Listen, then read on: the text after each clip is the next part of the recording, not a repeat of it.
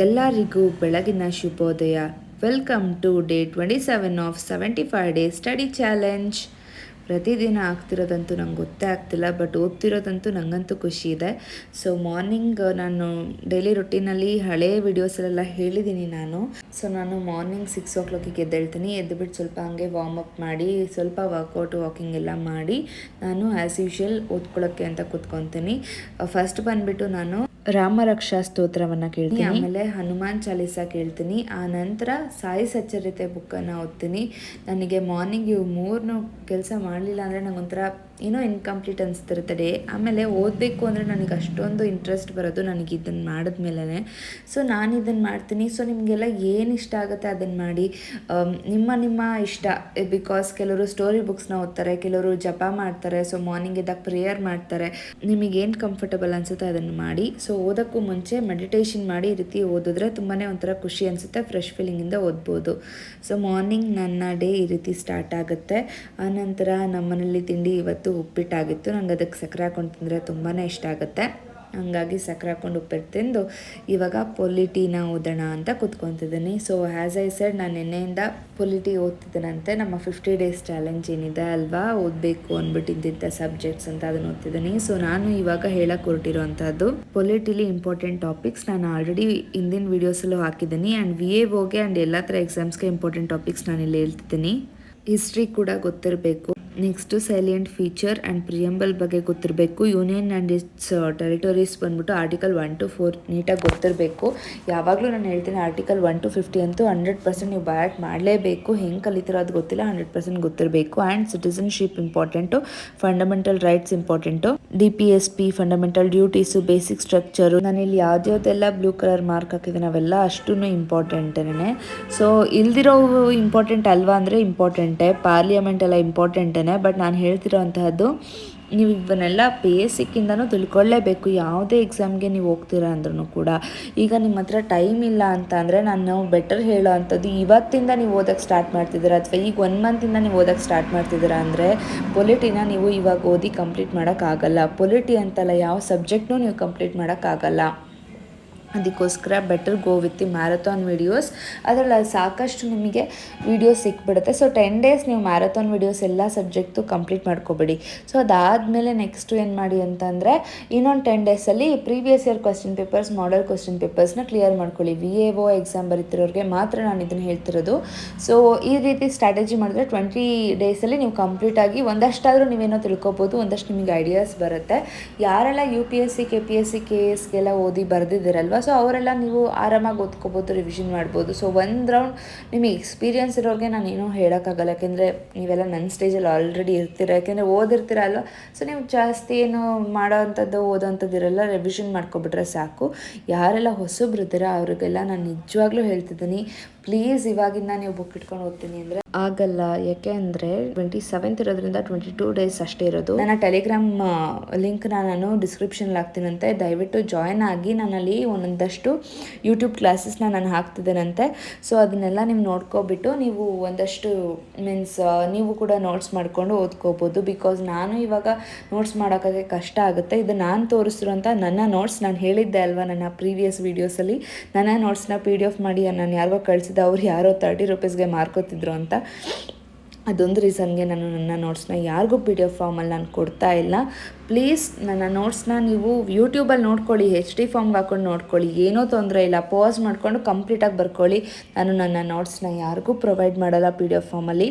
I am sorry, ಓಕೆನಾ. ನಾನು ಆರ್ಟಿಕಲ್ಸ್ನ ನಾನು ಈ ರೀತಿ ಬರ್ಕೋತೀನಿ. ಪಾರ್ಟ್ 1ಅಲ್ಲಿ ಏನು ಬರುತ್ತೆ, ಪಾರ್ಟ್ 2ನಲ್ಲಿ ಏನು ಬರುತ್ತೆ ಅಂತ ಈ ರೀತಿ ಬರ್ಕೊಂಡು ನಾನು ಕಲ್ತ್ಕೋತೀನಿ. ತುಂಬ ಈಸಿ ಆಗುತ್ತೆ ಈ ರೀತಿ ಕಲ್ತ್ಕೊಬಿಟ್ರೆ. ನನಗೆ ಅಷ್ಟು ಟೈಮ್ ಸಿಕ್ಕಿದ್ರೆ VAO ಆದಮೇಲೆ ಒಂಚೂರು ಏನಾದ್ರು ನಾನು ಫ್ರೀ ಆಗಿತ್ತು ಅಂದರೆ ಆರ್ಟಿಕಲ್ಸ್ನ ಈಸಿಯಾಗಿ ಒಂದು ಟ್ರಿಕ್ಕಿಂದ ಕಲ್ತ್ಕೊಳ್ಳೋದು ಹೇಗೆ ಅಂತ ನಾನು ಹೇಳ್ಕೊಡ್ತೀನಿ. ಇಲ್ಲಿ ಫಾರ್ ಎಕ್ಸಾಂಪಲ್ ನೋಡಿ, ಶೆಡ್ಯೂಲ್ಸ್ನ ನಾನು ಯಾವ ರೀತಿ ಕಲ್ತ್ಕೊಂಡಿದ್ದೀನಿ ಅಂತ. ಆ್ಯಂಡ್ ಬೇಸಿಕ್ ಜನರಲ್ ನಾಲೆಡ್ಜ್ ಕ್ವೆಶನ್ಸ್ನೆಲ್ಲ ಒಂಥರ ತಿರ್ಚಿ ಮುರ್ಚಿ ಕೇಳ್ತಾರೆ ಕ್ವೆಶನ್ಸು, ಅದನ್ನೆಲ್ಲ ಆ ಕಡೆ ಬರೆದಿದ್ದೀನಿ.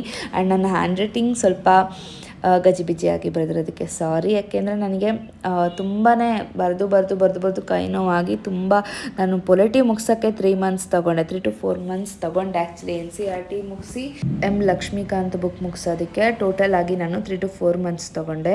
ಇದೆಲ್ಲ 1 ತಿಂಗಳಲ್ಲಿ ಮುಗಿಸೋ ಅಂತಹ ಬುಕ್ಸ್ಗಳಂತೂ ಖಂಡಿತ ಅಲ್ಲ. ಬುಕ್ಸ್ ಮುಗಿಸಿದ್ರೆ ಮೇ ಬಿ ಯಾರೋ ಒಬ್ಬರು ಈಗ ಸುಮ್ಮನೆ ಏನೋ ಓದ್ಕೊಂಡು ಹೋಗ್ತಾರೆ ಆ ಥರ ಓದ್ಕೊಂಡು ಹೋದರೆ ಏನೂ ಬರಲ್ಲ. ನೀಟಾಗಿ ಕೂತ್ಕೊಂಡು ನೀಟಾಗಿ ಓದಿದ್ರೆ ಮಾತ್ರ ಬರುತ್ತೆ. ಆ್ಯಂಡ್ ನನ್ನ ನೋಟ್ಸ್ನ ಜಸ್ಟ್ ನೀವು ಇಲ್ಲೇ ವಿಡಿಯೋದಲ್ಲಿ ನೋಡಬೇಕಾದ್ರೆ 1 ನಿಮಿಷ ಪಾಸ್ ಮಾಡಿಕೊಂಡು ನೋಡ್ಕೊಳ್ಳಿ ಹೇಗೆ ಮಾಡಿದ್ದೀನಿ ನಾನು ನೋಟ್ಸು ಅಂತ. ಸೊ ನೀವು ಕೂಡ ಲಕ್ಷ್ಮೀಕಾಂತ್ ಬುಕ್ನ ಓದ್ಕೊಂಡು ಈ ಥರ ನೋಟ್ಸ್ ಮಾಡ್ಕೊಳ್ಳಿ. ನಾನು ನನ್ನ ನೋಟ್ಸ್ನ ಪ್ರೊವೈಡ್ ಮಾಡಲ್ಲ, ಜಸ್ಟ್ ನಾನು ಈ ರೀತಿ ನೋಟ್ಸ್ ನಂದಿದೆ ಅಂತ ತೋರಿಸೋದಕ್ಕೋಸ್ಕರ ನಾನು ವಿಡಿಯೋ ಮಾಡ್ತಿದ್ದೀನಿ ಅಷ್ಟೇ. ಸೊ ಯಾವಾಗ ನೀವು ಓದ್ಬಿಟ್ಟು ನೀವು ಬರ್ಕೊತೀರ ಆವಾಗ ನಿಮಗೆ ತುಂಬಾ ಹೆಲ್ಪ್ ಆಗುತ್ತೆ. ನಾನು ಯಾವಾಗಲೂ ಹೇಳ್ದಂಗೆ 1000 times of reading is equal to 1 time of writing ಅಂತ. ಸೊ ಇವಾಗ ನಾನು ನಿಮಗೆ ತೋರಿಸ್ತಿರೋಂತಹದ್ದು ಎಲ್ಲ important old year question papers, ಅದ್ರದ್ದನ್ನು ಆನ್ಸರ್ ಮಾಡಿ ಕೊಟ್ಟಿದ್ದಾರೆ ಸ್ವಪ್ನ ಬುಕ್ ಹೌಸ್ ಅವರು ಅಂತ ನಾನು ಏನು ಹೇಳ್ತಿದ್ದೆ ಅಲ್ವಾ. ಸೊ ಅದೇ ಇದನ್ನು ನಾನು ನಿಮಗೆ ತೋರಿಸ್ತಾ ಇದ್ದೀನಂತೆ. ಸೊ ಇಲ್ಲಿ ಬಂದುಬಿಟ್ಟು ಹ್ಯಾಸ್ ಐ ಸೆಡ್ ಹಿಂದೆನೇ ನಾನು ತೋರಿಸಿದ್ದೀನಿ KSಗೆ ಆ್ಯಂಡ್ ಗ್ರೂಪ್ P ಎಕ್ಸಾಮ್ಸ್ಗೆ, ಗ್ರೂಪ್ C ಎಕ್ಸಾಮ್ಸ್ಗೆ, KPSCಗೆ. ಸೊ ಎಲ್ಲದಕ್ಕೂ ಹೆಲ್ಪ್ ಆಗುವಂಥ ಈ ಬುಕ್ಕು. ಏನಿಲ್ಲ, ಹಳೆ ಕ್ವೆಶನ್ ಪೇಪರ್ಸ್ನೆಲ್ಲ ತೊಗೊಂಡಿದ್ದಾರೆ ಅವರು. ತೊಗೊಂಡ್ಬಿಟ್ಟು ಅದಕ್ಕೆಲ್ಲ ವಿತ್ ಆನ್ಸರ್ಸ್ ಮಾಡಿ ಅವರೊಂದು ಬುಕ್ನ ಬಿಟ್ಟಿದ್ದಾರೆ. ನನಗೆ ಪ್ರೈಸ್ ಯಾಕೋ ಸ್ವಲ್ಪ ಜಾಸ್ತಿ ಆಯಿತು ಅಂದ್ಕೊಂಡು ನಾನು ಕೂಡ ತೊಗೊಂಡಿರಲಿಲ್ಲ. ಬಟ್ KS ಎಕ್ಸಾಮ್ಗೆ ಎಲ್ಲಿ ಬಿಡು ಹೆಲ್ಪ್ ಆಗುತ್ತೆ ಅಂತ ನಾನು ಇನ್ನೂ ತುಂಬಾ ಗ್ರೂಪ್ P ಗ್ರೂಪ್ C ಎಕ್ಸಾಮ್ಸ್ಗೆ ಹಾಕಿದ್ನಲ್ಲ, ಸೊ ತಗೊಂಡೆ. ನನಗೆ ಇಷ್ಟಕ್ಕೆ 1000 ಸಮಥಿಂಗ್ ಆಗೋಯಿತು. ಸೊ ಈ ಬುಕ್ಸ್ಗಳ ಜೊತೆ ನಾನು ಕನ್ನಡ ವ್ಯಾಕರಣ ಬುಕ್ ತೊಗೊಂಡಿದ್ದೆ. ಸೊ 1000 ಸಮಥಿಂಗ್ ಏನೋ ಆಯಿತು ಬುಕ್ಕು. ಬಟ್ ಆನ್ಲೈನಲ್ಲಿ ಪ್ರೈಸಸ್ ಕಮ್ಮಿ ಇದೆ, but books are not available ಅಂತ ಇದೆ. ಕೆಲವೊಂದೊಂದು ಬುಕ್ ಮಾಡಿದ್ರೆ ಮನೆಗೆ ಬರಲ್ಲ ಅಂತ ಅವ್ರುಗಳೇ ಹೇಳ್ತಾರೆ ಸ್ವಪ್ನ ಬುಕ್ ಹೌಸಲ್ಲಿ. ಆ್ಯಂಡ್ ಅಲ್ಲಿ ತುಂಬಾ ಮೈಸೂರಲ್ಲಂತೂ ತುಂಬ ದಿಮಾಕ್ ಮಾಡ್ಕೊಂಡು ಮಾತಾಡಿದ್ರು. ನಾನು ಕೇಳ್ತಿದ್ದು ಯಾವುದಕ್ಕೂ ಆನ್ಸರ್ ಮಾಡ್ತಿಲ್ಲ. ಬಟ್ ನಂಗೆ ಈ ಬುಕ್ನ ತಂದ ಮೇಲೆ ನನಗೆ ಒಂಚೂರು ಪರವಾಗಿಲ್ಲ ಅನ್ನಿಸ್ತು. ಲೈಕ್ ಬುಕ್ಕಲ್ಲಿ ಒಳ್ಳೆ ಕಂಟೆಂಟ್ಸ್ ಇದೆ. ಲೈಕ್ ಕ್ವಶನ್ ಪೇಪರ್ಸ್ನ ಸಾಲ್ವ್ ಮಾಡಿರೋದು ಬಿಟ್ಟರೆ ಏನೂ ಇಲ್ಲ. ನಿಮಗೆಲ್ಲರೂ ಬೇರೆ ಸೋರ್ಸಿಂದ ನಿಮ್ಗೆ ಏನಾದ್ರು ಕ್ವಶನ್ ಪೇಪರ್ ಸಿಕ್ಕಿದ್ರೆ ಅದನ್ನೇ ರೆಫರ್ ಮಾಡಿ, ಇದಕ್ಕೆ ಹೋಗಬೇಡಿ. ನನಗೆಲ್ಲೂ ಕ್ವಶನ್ ಪೇಪರ್ ಸಿಕ್ಕಲಿಲ್ಲ, ಹಾಗಾಗಿ ಎಲ್ಲ ಒಂದೇ ಕಡೆ ಸಿಗುತ್ತೆ ಅಂತ ನಾನು ತೊಗೊಂಡೆ. ಸೊ ಇದು ಹೆಲ್ಪ್ಫುಲ್ಲೇ, ನಾನು ಇಲ್ಲ ಅಂತ ನಾನು ಹೇಳಲ್ಲ. ಎಲ್ಲ ಸಬ್ಜೆಕ್ಟ್ಗಳು ನಾನು ಇಲ್ಲಿ ತೋರಿಸಿದೆ ನೋಡಿ, ಇಷ್ಟು ಸಬ್ಜೆಕ್ಟ್ಗಳಿದೆ. ಬಟ್ ಪ್ರೈಸ್ ಮಾತ್ರ ಒಂದೊಂದು ಬುಕ್ಕಿಗೆ 150 ರೂಪೀಸ್ ಇದೆ. ಸೊ ನೀವು ಅಷ್ಟನ್ನೂ ತೊಗೊತೀನಿ ಅಂತಂದರೆ ನೋಡಿ, ನೀವೇ ಅಂದಾಜು ಮಾಡಿ ಎಷ್ಟಾಗುತ್ತೆ ಅಂತ.